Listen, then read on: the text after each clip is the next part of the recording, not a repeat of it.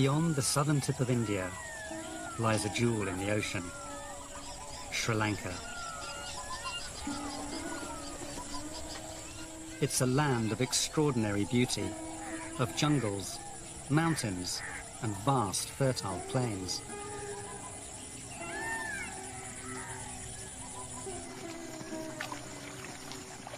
A rich variety of animals live here. Many of them are found nowhere else.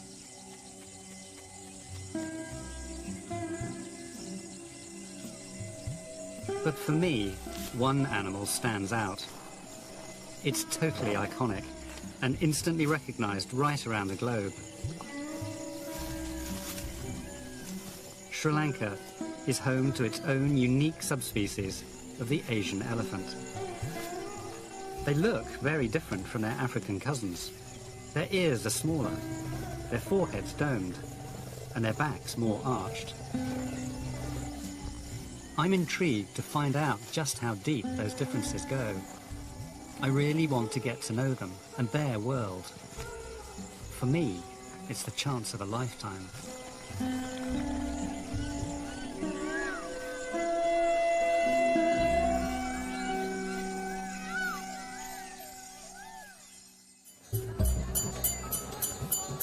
Sri Lankans have a deeply spiritual relationship with nature. For 30 years, their country was torn apart by civil war. Now that's over, they want to welcome people back to share their natural riches. Theirs is a vibrant culture, and one that has always lived close to wildlife. And their relationship with elephants is particularly special.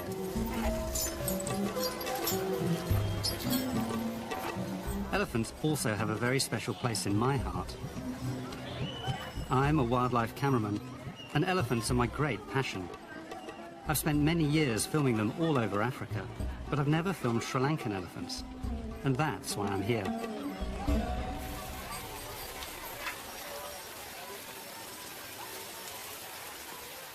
For me, Sri Lanka's hard-won peace offers a golden opportunity to get to know its elephants and the world they live in.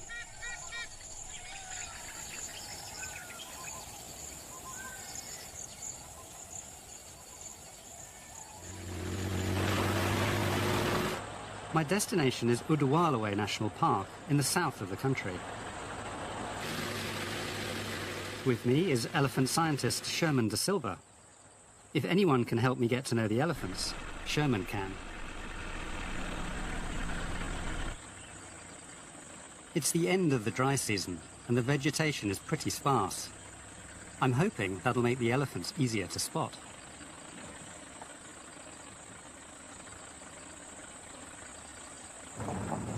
It's an elephant. Oh, yeah. It's amazing I had no idea it was there, and I suddenly saw it. They disappear in the grass quite easily. They're really good at hiding, actually. It's great to see one so quickly.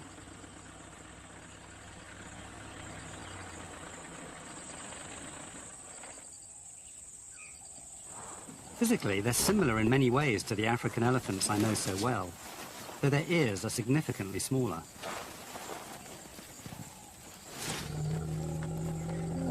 Sherman tells me we know relatively little about the behavior of these elephants. She's been studying them for 7 years, a lot less than the many decades that scientists have been studying African elephants. The first challenge is always to find ways to identify individual elephants and to try to understand the relationships in the herd. At this relatively early stage of her research, even Sherman sometimes struggles. Since 7 years is not a long time compared to the lifespan of an elephant, I don't really quite know who's related. Some of them, the younger ones, I know are mother and calf pairs, but the older ones, I'm only guessing that they're families. A lot of people would come out and they'd say these elephants all look exactly the same. But I mean, as I know from African elephants, you learn how to recognize individuals very quickly. Now, for me coming here for the first time, it's quite difficult for me at the moment to separate out these individuals, so I'm going to have to use all these visual clues. You're going to have to learn a lot of ears and tails and pretty much anything that's distinctive, you make use of it. Yeah. There's something magical about these animals. It's not just their size or that slow, peaceful way they have. It's the way they seem to think. They're as interested in me as I am in them. Very close. Are you curious?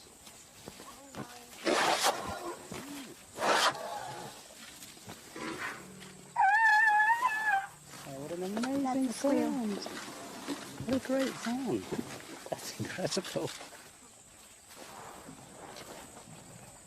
It's great to get so close.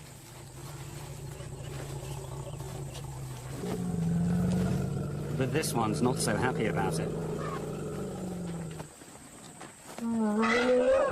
Whoa, that's not good. Two of them have taken a dislike to our support vehicle. That head down and ears forward stance is a threat posture, and that's serious.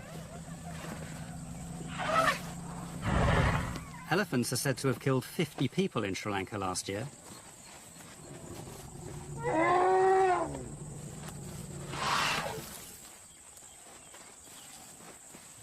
There was no cue or anything like that? No, she just decided that she didn't like the car being there. I mean, it must be quite invasive, mustn't it? Very loud. Yeah, and the engines sound so similar to their vocalizations. Yeah. That it's in the same frequency range. There must be a lot of infrasound coming out of this car, Right, mustn't there? right. So it probably sounds much louder to them than it does Right. to us. Yes.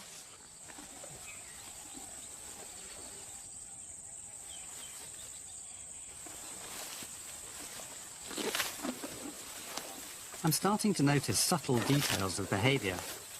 The elephants here swipe clumps of grass against their feet before eating it, something I've not seen before. It seems to be their way of knocking off the sand and dust that sticks to the roots when they pull it from the ground. She's lifting her foot right up and just deliberately smacking the toenails. Yeah.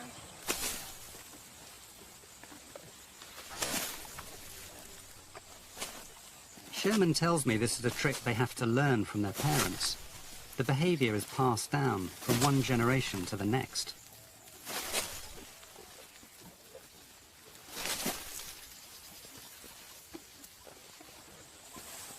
As with their African cousins, Sri Lankan elephants have a matriarchal society. Groups are made up of females and youngsters, but the size of the groups is quite different. African families can be 30 or 40 strong. Here, I can see far fewer animals in each so-called social unit, and Sherman explains that the Sri Lankan elephant's social system seems to be less fixed and more fluid. The herd covers the whole park, but it's made up of many smaller units, and the elephants switch between them as and when they please. There's one thing I've seen here that's just the same as African elephants. The bond between mother and baby is every bit as strong. I've always thought you learn a lot about elephants by watching them with their young. These little ones are already 6 months old. What I'd really like to see is how they behave with their newborn babies.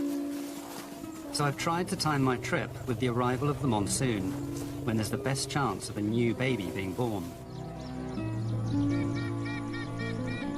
As I travel through Udawalaway, the whole park seems to be waiting for the rains.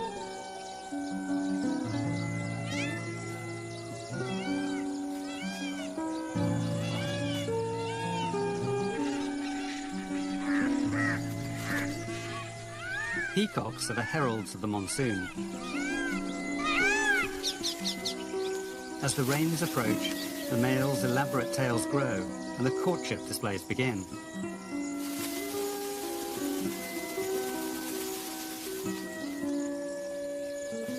The birds give me confidence. I won't have long to wait.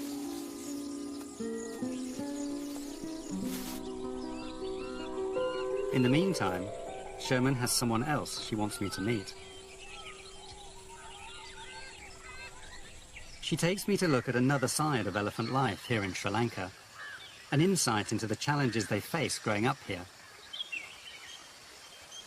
This is an area on the very edge of Udawalaway Park, the Elephant Transit Home, or ETH for short. Meet the gang. All these elephants are orphans, their families either killed or separated. The ETH hopes to release all 28 of them back into the wild. But first, these little ones must learn as much as possible about elephant society. With no family around, that means learning from each other. But who's to say learning can't be fun? For these orphans, bath time is a highlight of the day. They're a joy to watch. It's heartening to see these unfortunate elephants so relaxed and content.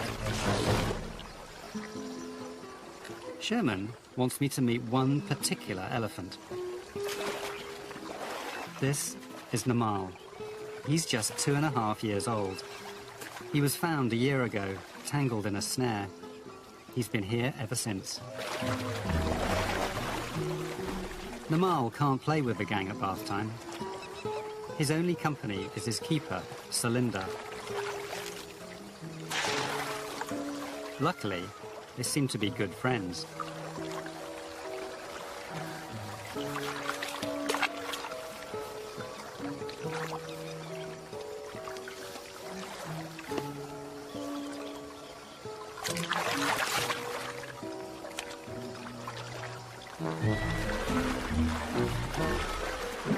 But he's obviously missing out on the social bonding that elephants need if they're to prosper. It's not just about learning, it's about belonging. Playing with Celinda is fun, but it's no substitute for the company of other elephants. Like toddlers everywhere, Namal is quite a handful.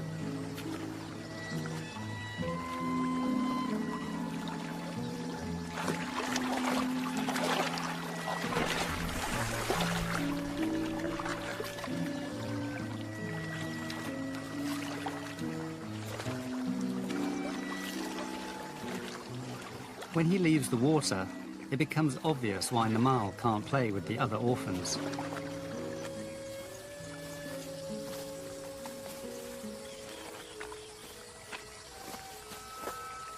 When ETH rescued him from the snare, they couldn't save his leg.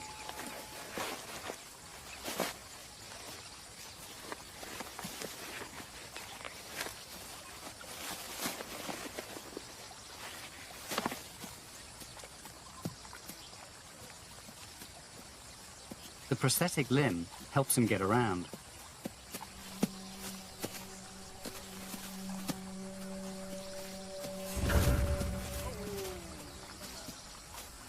But he's just too fragile and nervous to hang out with the gang.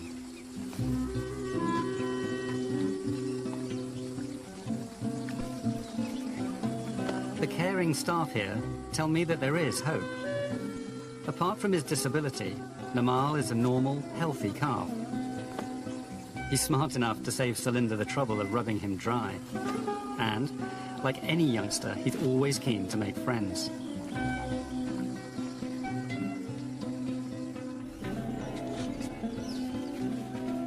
But as Vijitar Pereira, the head vet at ETH, explains, the trouble is, Namal now sees humans as family.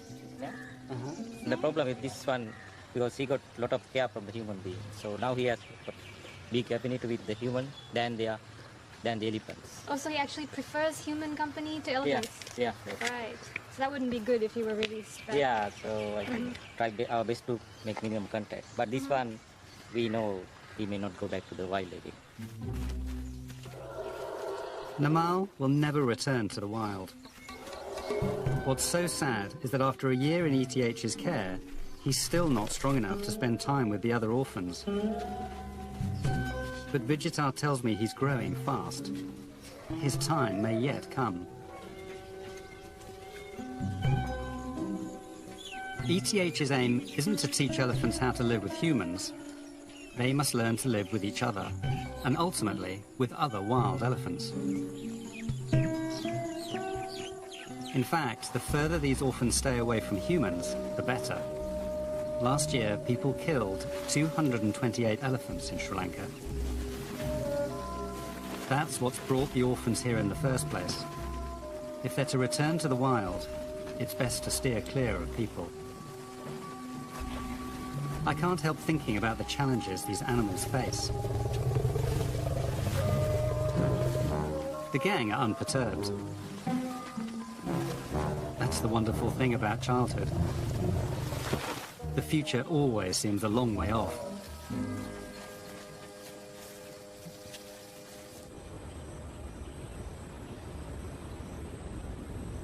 Change is coming. I can sense something different in the air.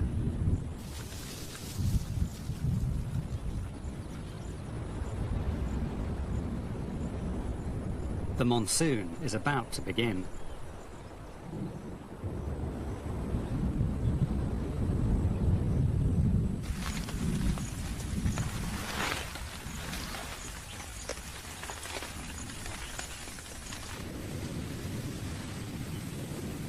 Cool air from the Himalayas sweeps down India's eastern coast, warming and picking up water as it goes.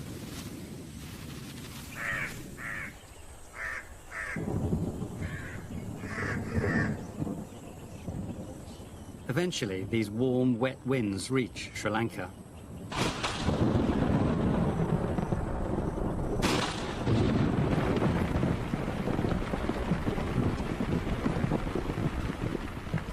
Rain lashes the land.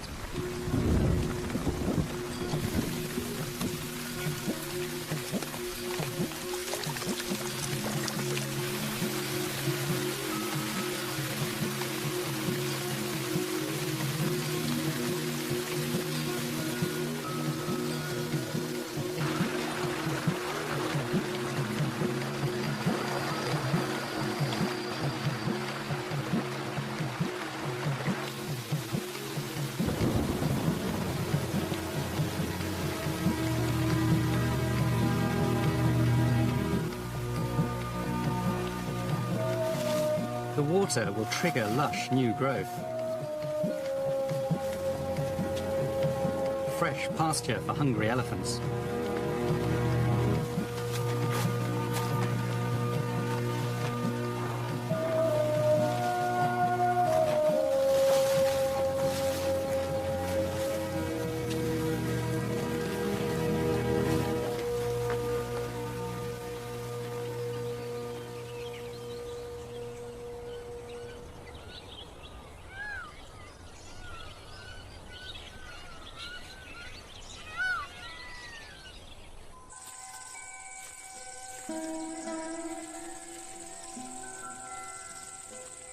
As the land becomes saturated, the air comes alive.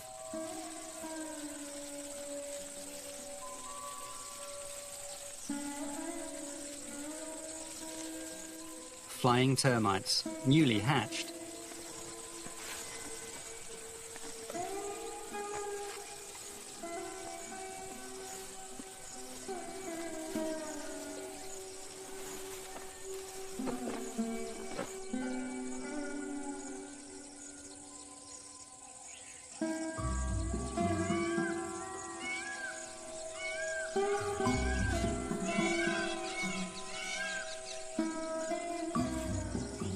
Each insect might be the founder of a new colony, but I know very few will succeed.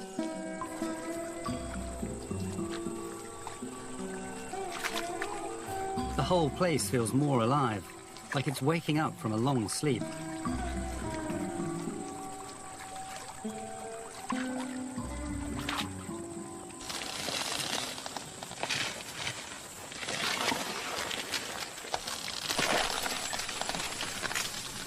The elephants are taking advantage of the monsoon's gifts as well. An entire tree brought down by the wind.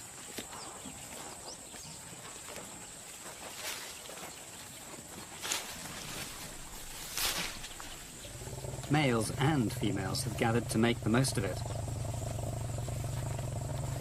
Usually, elephant groups are strictly females and young only.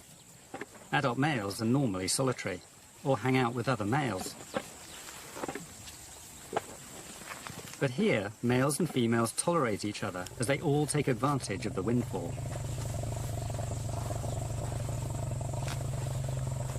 It's a rare treat to see so many animals together. I finally feel like I'm beginning to really get to know them. There's one particular individual that I've already got to know called Deepa, and she has amazing ears. They're torn on the edges and they're rather like drapes, like curtains, and she's always flapping them, and they flap because they're quite small, they flap right across their eyes, so I'm sure part of it is that they're actually getting rid of flies around their eyes. But they're very expressive at the same time because her ears are particularly flappy and loose, and so she's always slapping them against her shoulder blades. but they're always flapping them, and you can hear when they slap against their bodies the sort of sound they make.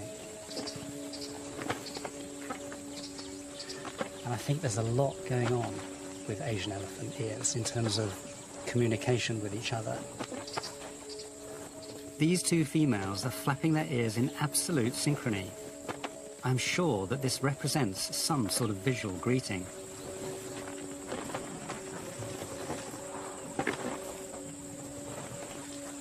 Everywhere I look, I find new mysteries and new points of connection. This male is repeatedly curling his trunk up against his cheek. In African elephants, that's a sure sign of stress. I'm puzzled as to what's bothering him.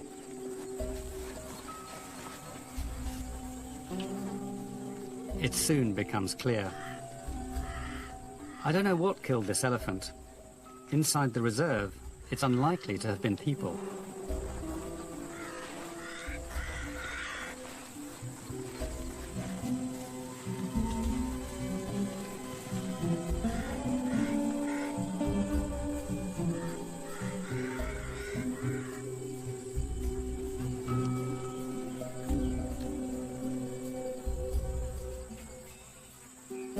He pays his respects and moves on.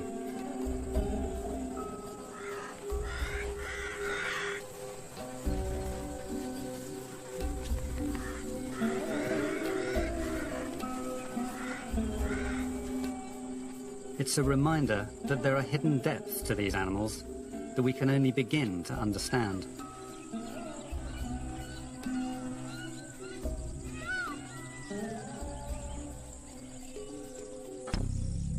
Once a year, normally during the monsoon, glands in front of the ears swell up.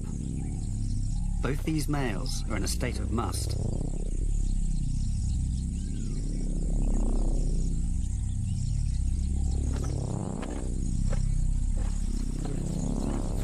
Their testosterone soars to 60 times its normal level.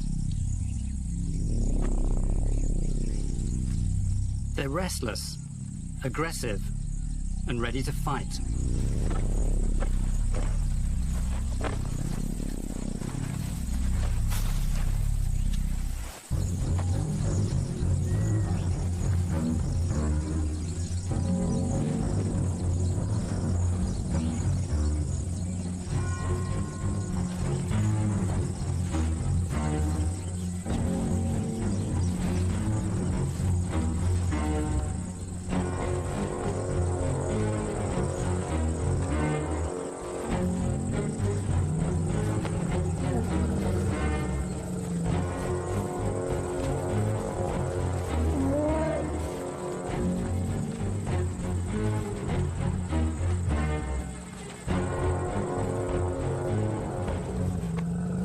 Tell that both these males are in their prime. Males tend to lose their grey pigmentation as they get older.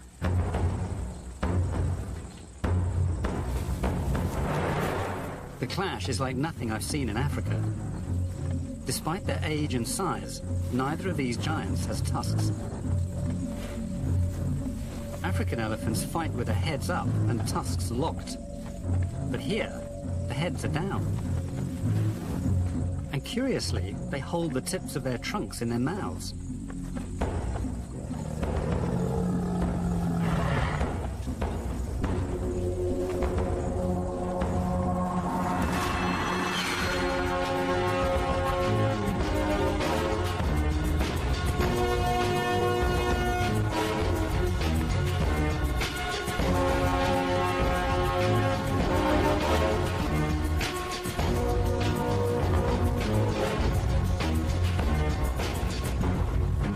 If this was Africa, both would have tusks perhaps a couple of meters long. It seems that after centuries of ivory hunting, only tuskless males are left.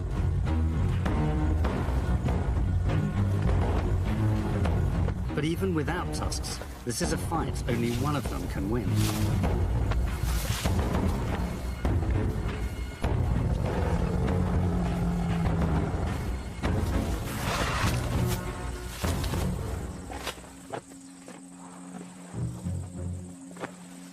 Why most males go into must during the monsoon is a mystery. Females are sexually receptive on and off all year round. I think this has more to do with dominance than sex. I've been here almost a month now, and I'm getting used to the relaxed rhythm of life in the park. I've seen a good variety of elephant behaviour, though it's frustrating that I still haven't been able to see them with a newborn calf.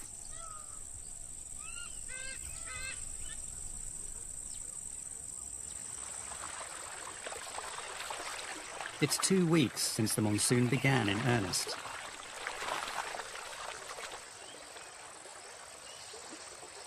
As the rivers flood, countless fish hurry to spawn. Their young will get the best possible start, assuming the adults ever get that far.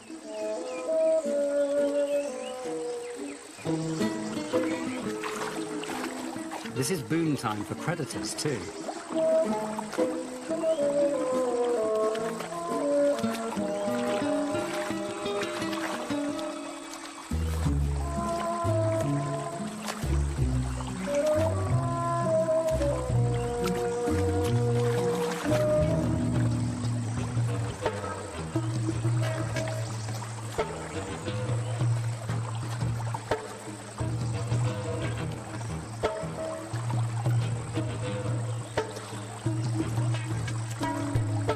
With so many fish on the menu, choosing the right starter isn't easy.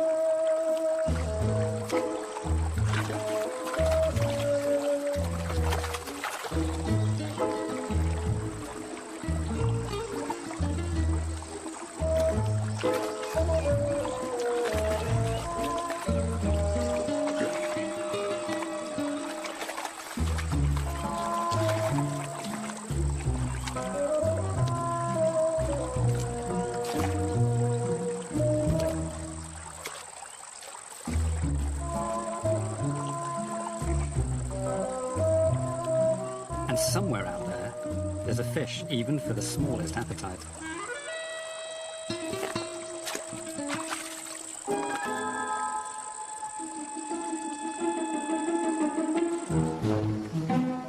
I decide to head back to the orphan elephants at ETH to catch up with how they're getting on.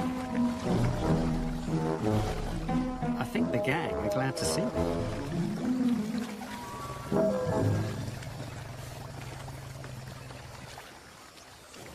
Most wild elephants of this age would have been weaned by now. But these guys still get regular bottle feeds. They form an orderly line. But Namal comes first.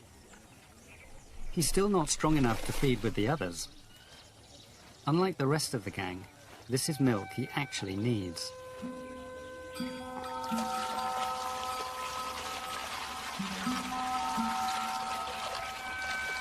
But it's still a treat, one he always looks forward to. The others will have to wait their turn.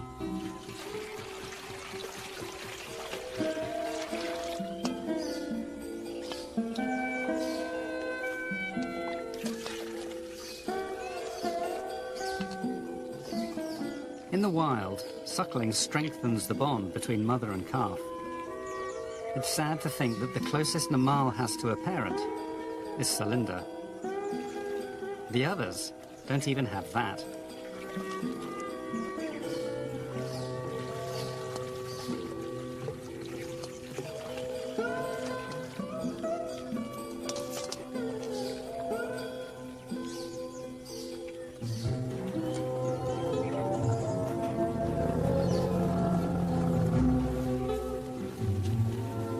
The keeper in charge of maintaining order in the gang does so with his back turned.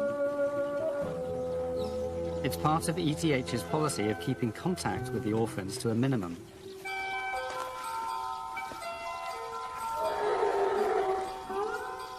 Only when Namal is done do the others get their turn, a few at a time.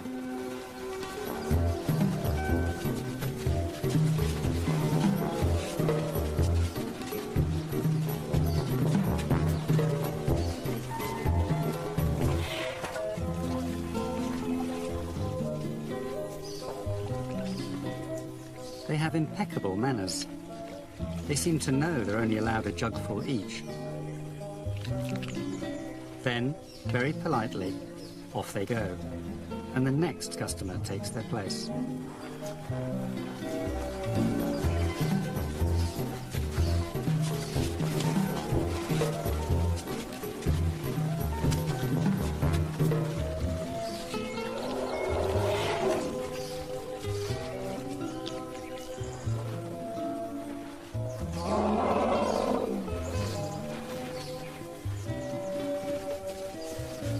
For the ETH staff, this is a tricky balancing act. They must support the orphans without compromising their release into the wild. We know so little about their wild behaviour. It's hard to know what aspects of elephant education the gang are missing out on. But this is the only chance they've got of getting back into the wild.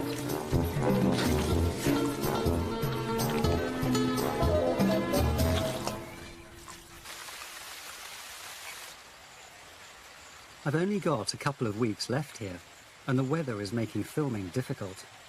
We have spent days keeping our eyes peeled for a newborn calf.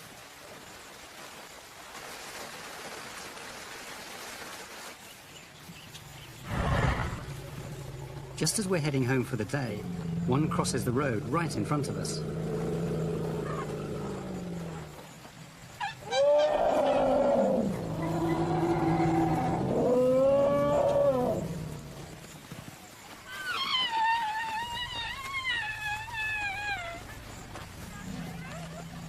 Then, frustratingly, it's gone again.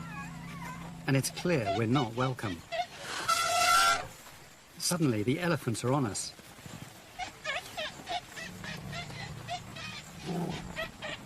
They make it very clear they want us gone.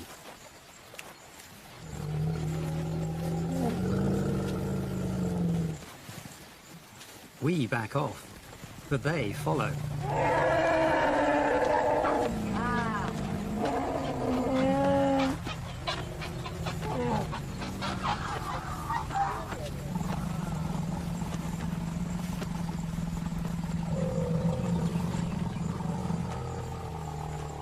A standoff.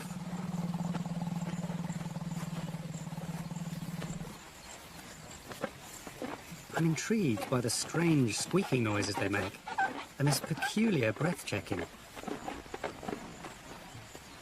But the elephants clearly want us to leave them alone.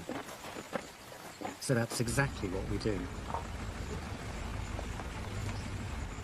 I've rarely seen African elephants so defensive, but I'm hopeful I might get a little closer tomorrow.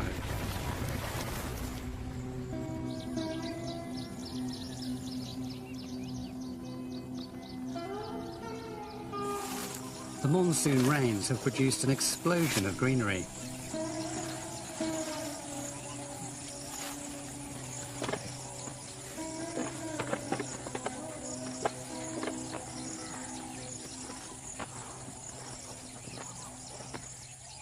Adult elephants are still easy to spot. In fact, they're hard to miss. But the babies are just a metre high.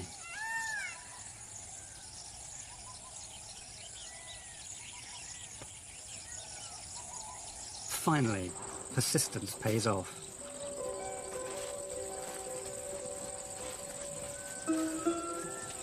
This calf is just a day old. It's exactly what I've been looking for. A chance to see how the adults behave around such a tiny baby.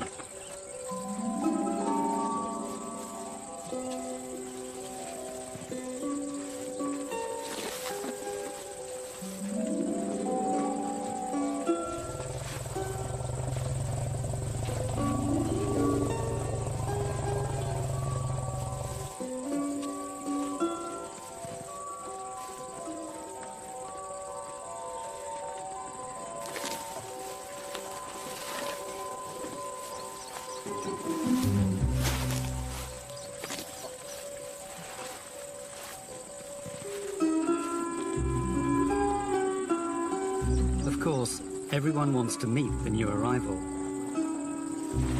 But the female standing over the baby is not the mother, just part of the group. She seems to be behaving rather strangely.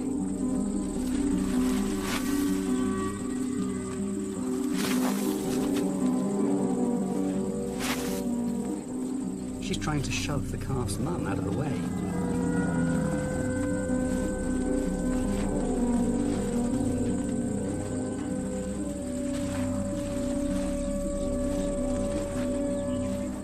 It's as if she wants the baby for herself.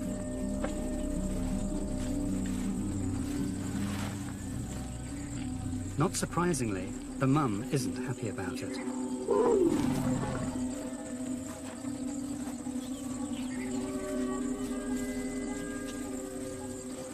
With all the shoving, I'm worried the calf could be injured.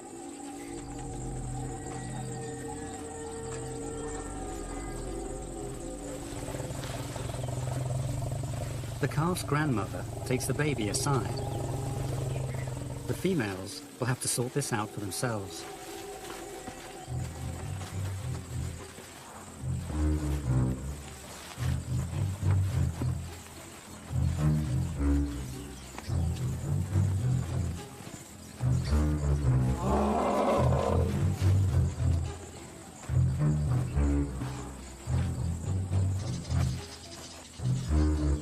This is completely bewildering.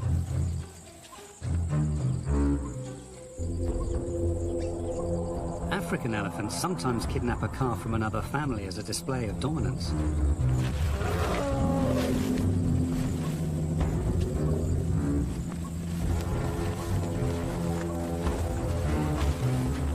But I don't think that's what's happening here.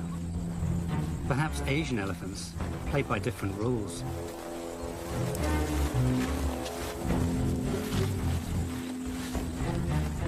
The conflict is a real shock.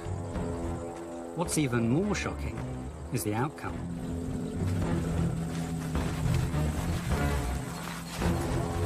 The mother loses the fight. So how does sort of head up? They sort of hit each other, didn't they? Mm-hmm. Almost like males. Almost yes. like males. And it's very rare to get females actually showing any aggression overt towards aggression. them. Yeah. That's really interesting. They'll usually just avoid each other without ever having made contact. Right.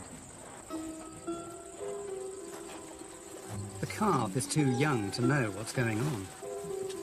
But it's now following a strange female instead of its mother. The female should know better.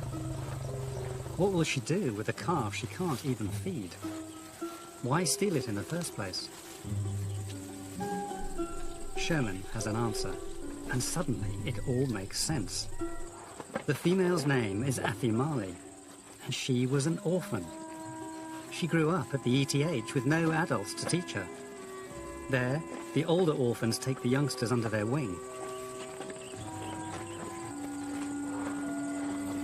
To Athi Mali, this isn't stealing, it's sharing. How could she know better?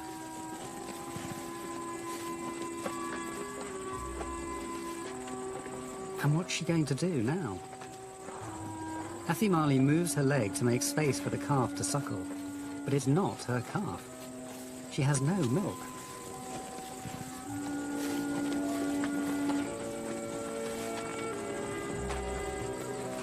This could turn out really badly for the baby, but there's nothing I can do.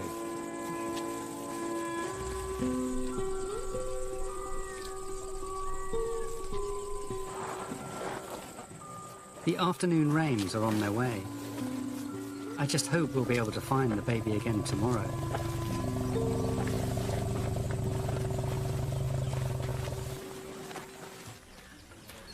At the transit home, there's better news for Namal. Weaning is an important step towards joining the rest of the gang, though not all the bananas seem to be up to his exacting standards.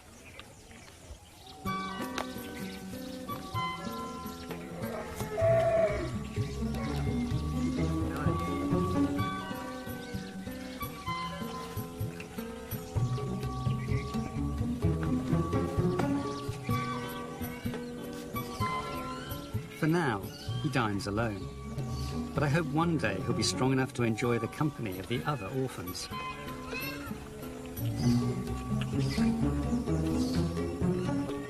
The keepers tell me he came incredibly close to dying.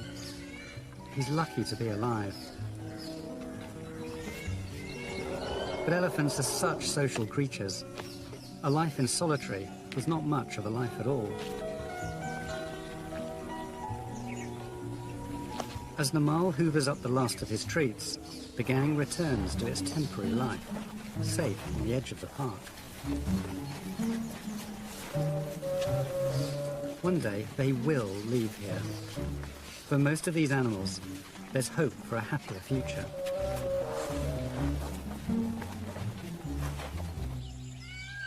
But I now know that their time in captivity can create problems. I'm still worried about Athimale and her stolen calf. Finding them again could be a huge challenge. When I next go out, I find elephants, but not the ones I'm looking for. Elephants love water. The muddier the better, it seems. Each one comes with a built-in sprinkler system. It makes spraying on the sunblock a breeze.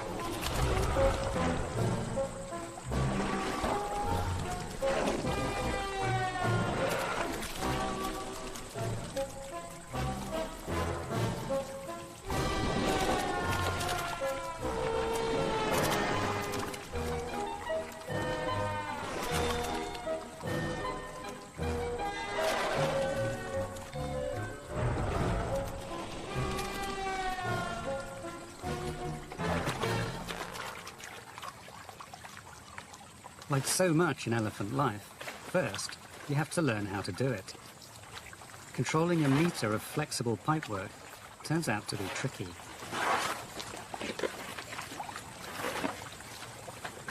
Some animals do everything by instinct. They're born knowing everything they'll need.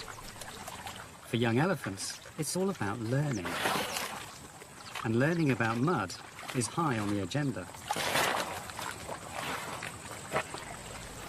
I'm sure mud makes a great insect repellent.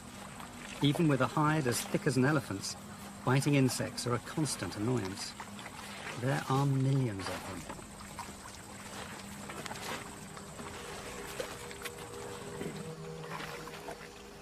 Plagued by mosquitoes and midges, buffaloes take to the water. At least their bodies are protected, if not their heads.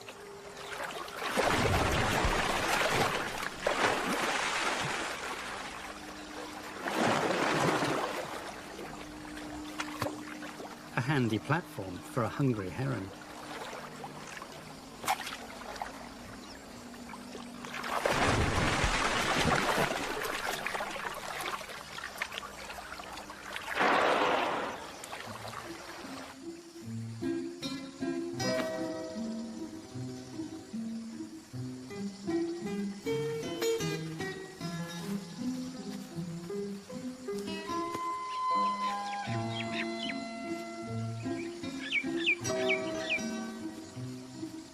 It seems everyone has an itch to scratch.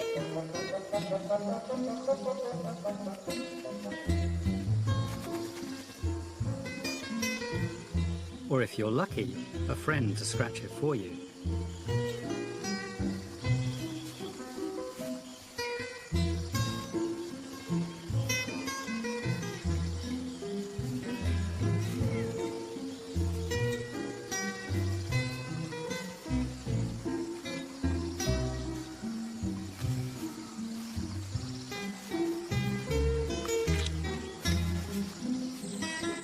I've noticed that some of the male elephants here have developed a neat trick to deal with the problem.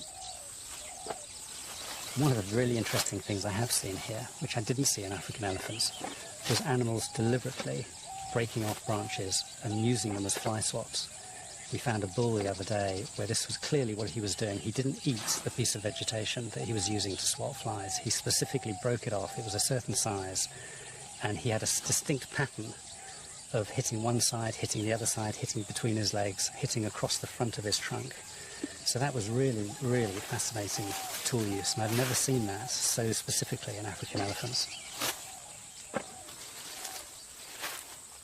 For some reason, I only ever see males doing this. Perhaps because the males live apart from the females, most females haven't had a chance to learn the trick. It's a powerful reminder of just how intelligent these animals are, and how important learning is to them.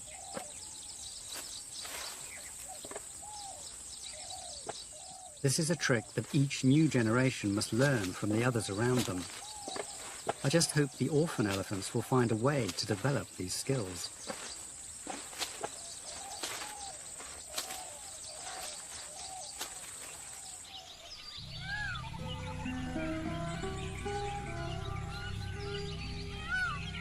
I still have no idea if Athimali has figured out that what she did was wrong. The elephants are so spread out here that finding a particular animal is incredibly difficult, let alone a particular calf. Females and their young drift between groups as and when they please. At long last, I'm seeing plenty of youngsters. The trouble is, none of them is the one I'm after.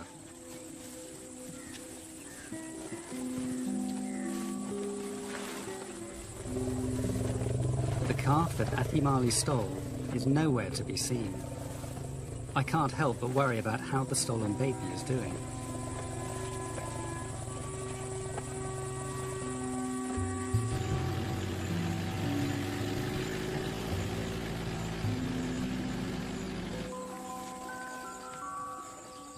And then, finally, I find the calf with its real mother.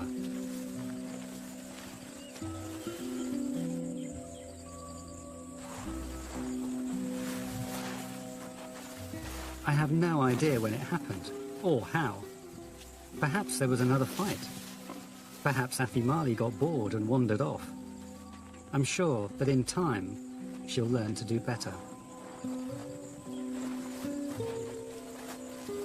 It's a huge relief to see a happy outcome. These animals have such a sophisticated social system. It's their greatest strength, but it also makes them fragile. Continuity has always been the cornerstone of their lives. But their world is changing fast, and I'm concerned for their future. It's time for me to say goodbye. The monsoon is nearly over, and it won't be long before I leave Sri Lanka. This is the perfect time to release a few of the more mature orphans. It's the moment everyone's been waiting for. The hours of patient care, the effort to keep the elephants at a distance. I think the elephant's loose herd structure makes it easier for the orphans to adapt to a life in the wild. The herd is so dispersed, the orphans can wander as they please. They can find their place in elephant society, in their own time and on their own terms. In the last 15 years, ETH have released 90 elephants back into the wild. 84 of them are alive and doing well. There's hope here. This is a system that works.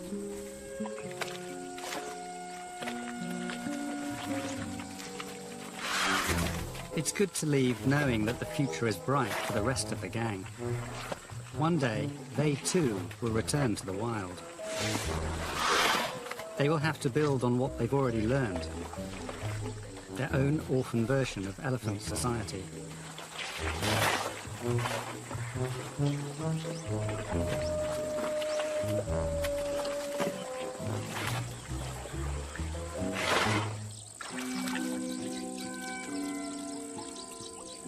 It won't be long before I have to say goodbye to Namal. I've loved getting to know him, and I've been told that today could be a big day for him.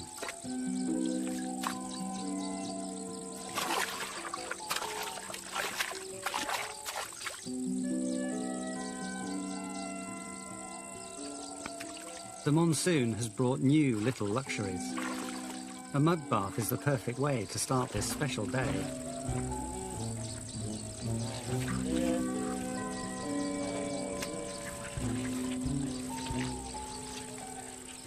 I know he'll never be fit enough for release into the wild. I can't help feeling sorry for him.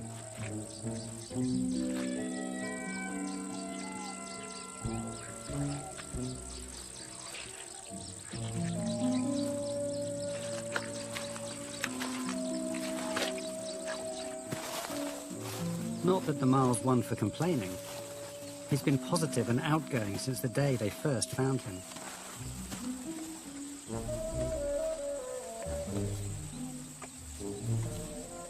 And now, all that hard work and patience is going to pay off. At long last, he's big enough to meet the gang.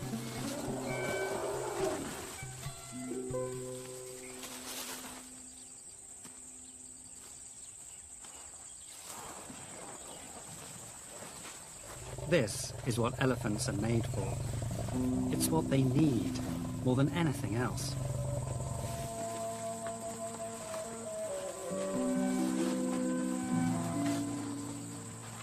He's made his first proper friends. And it looks like he's loving every minute of it.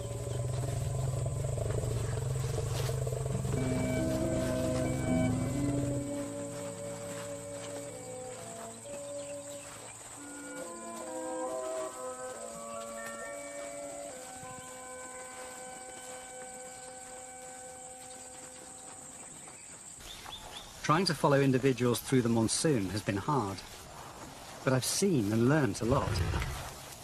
Athimali stealing a calf, a lone male visiting the dead. In some ways, they're so different to elephants in Africa. In other ways, they're much the same. For both, elephant life is all about learning and relationships. But here, I've seen those relationships take their own unique form.